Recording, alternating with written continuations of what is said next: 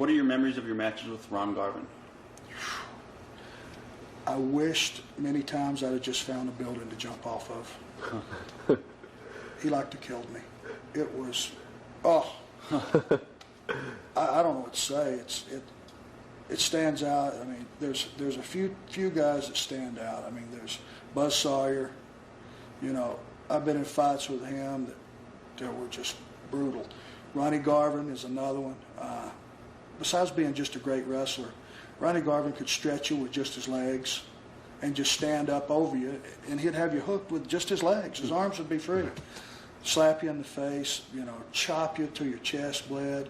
But he didn't mind standing there taking it either. So he's a guy I really respected and carried himself as a gentleman outside the ring. How about Dusty Rhodes?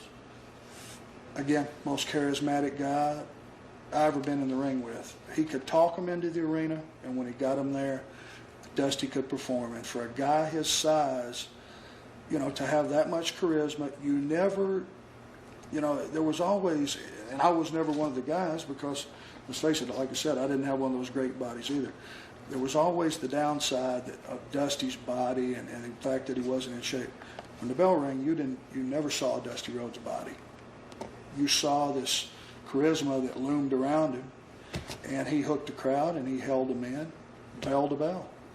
Somebody was saying, I forgot who it was, that Dusty liked to book himself to Tully because Tully made him look so good. So. That's absolutely right. All right.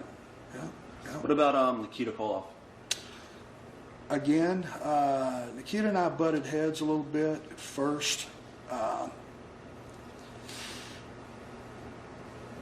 Nikita was smart. Let me just preface it by saying he was smart enough to know what he wanted from the business. He came in, he lived thrifty, he saved his money. He never missed towns. He worked hard, stayed in the gym. Guy had an incredible body.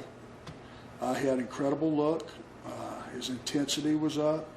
And he got what he wanted out of the business, and he got out. And I respect that. He walked away instead of hobbling away, like a lot of us have. He and I butted heads on some occasions because he didn't treat some of the underneath guys properly, and I had a problem with that.